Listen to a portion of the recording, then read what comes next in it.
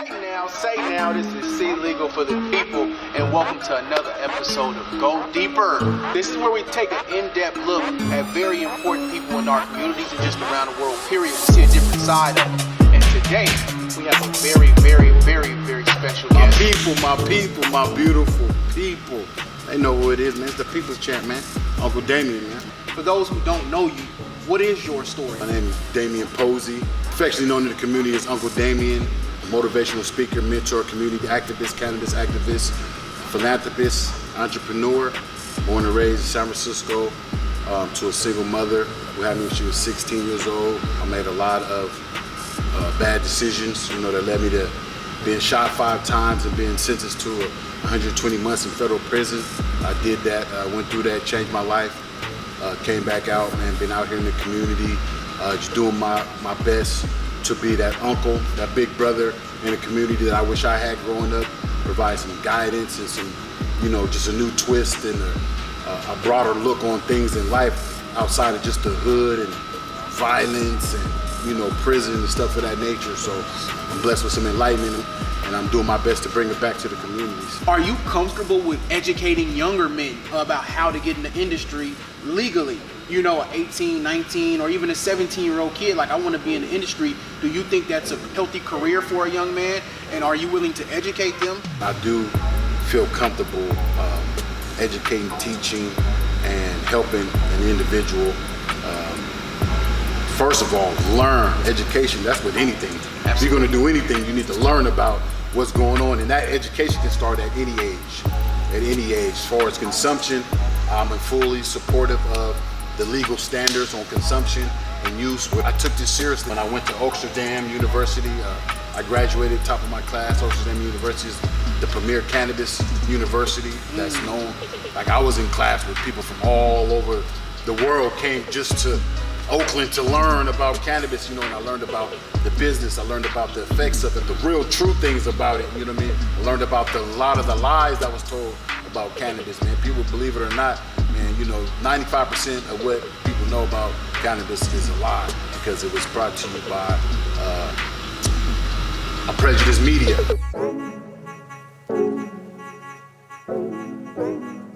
Watch this documentary. This is a free plug for them on Netflix called The Grass is Greener. Watch that. I encourage everybody to watch that, and you'll really understand what really happened with cannabis, why it's legal, and why you even think, and why the people think about cannabis the way they do now. He said, "We couldn't make it illegal to be either against the war or black, but by getting the public to associate the hippies with marijuana and blacks with heroin, and then criminalizing both heavily, we could disrupt those communities." Fearing that the rafts of social and political movements were a threat to his presidency, signed the Controlled Substances Act into law on October 27, 1970. This new law established our current federal drug policy, established the DEA, and expanded law enforcement for crimes related to illegal drugs.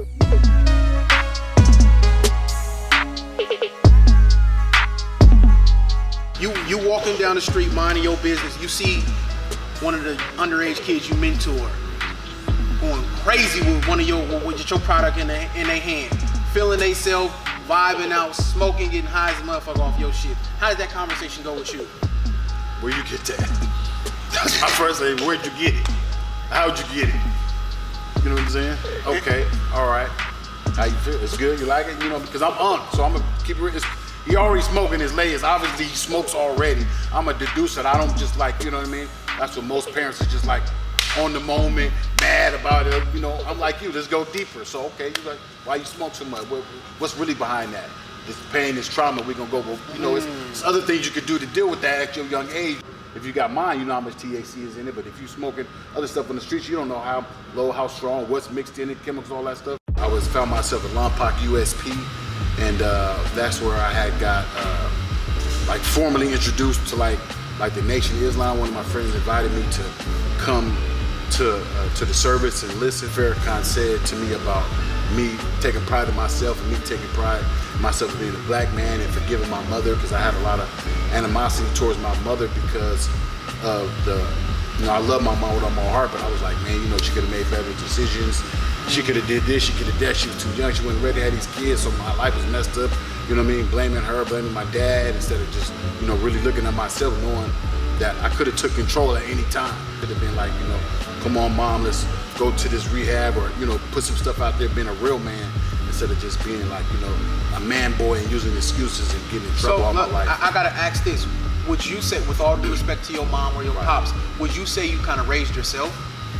Or who influenced your life? I would say the streets, you know, individuals in the community, you know, that I was listening to, the OGs, OG pimps, drug dealers, stuff of that nature, you know. So what's the first thing you do when you get out? What's your transition like when you get out after doing 10 years? I go to Kentucky Fried Chicken to give me some jacket. That's real talk. I knew what I wanted to get out and do, and that's to get out and help people. And I knew that a lot of our people struggle with hardcore drug addictions. You know. So hold on, you took a drug program to be able to learn the program to help other people? Exactly. That's exactly. And what did you learn in that program? Facilitation. I learned a lot about mannerisms. I learned a lot about drug dosages and how it affects different people. You know, in the hood, we got a saying called a functional dope fiend. You know what I mean? You know, somebody go to work all the time, but they doing drugs, they smoking crack or doing heroin. It's no really functional heroin addicts after a while, but, you know, I learned a lot of stuff about that, and I learned a lot about facilitation, because I knew I was going to be working with groups of people, be working at nonprofit organizations, and plus, you know, I wanted to have that background that helped me get a leg up in what I was going to do when I got home.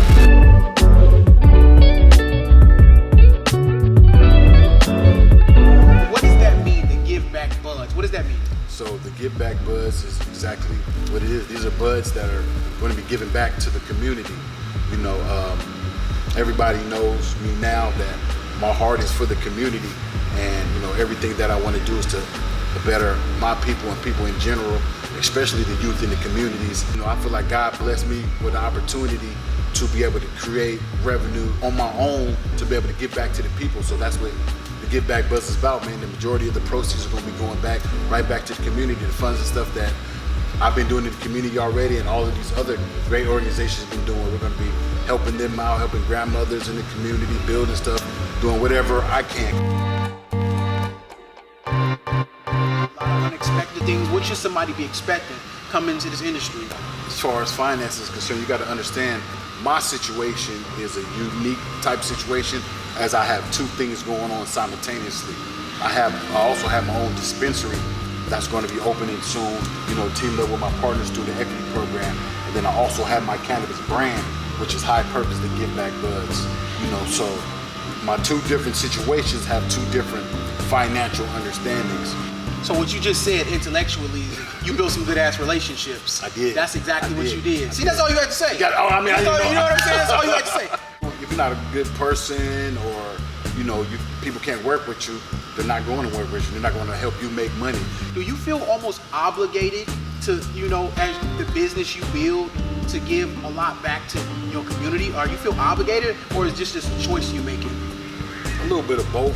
Man, because, you know, I love my city. I love San Francisco. I love the Bay. I love people, period. So, you know, being able to be blessed, you know, I always believe, man, the more you get, the more you need to give. And the more you give, the more you'll get. So, you know, that's the way that I've been living my life since I've been home, and it's been working out phenomenal. I've been going hard in the community. A lot of people see me do a lot of stuff, but I get a lot of blessings as well.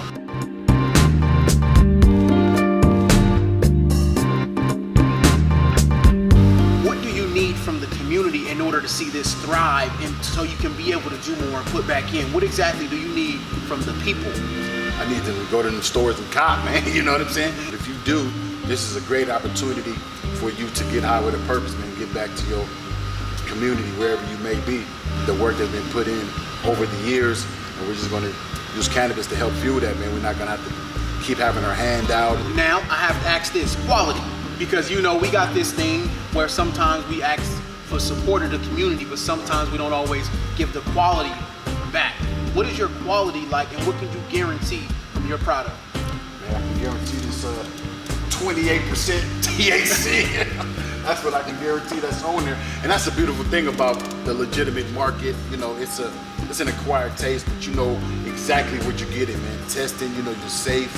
You know, I'm always had love for the streets. I'm in the streets, you know what I mean, all the time. I'm always support the streets. People see me all the time. I don't want somebody to see me and be like, I was trying to support you, man, but that shit was trash. They gonna put that on my tombstone that this, you know what I mean, this trees was trash. This is a sativa right here. It's Chocolatina. It's a beautiful 28% THC, man, you know what I'm saying? Then knock you down but turn you up. This is a beautiful hybrid brand of Chocolatina, Granimals, and Bigfoot Gelato, man. That'll give you a nice little punch, but you're still gonna be able to handle your business.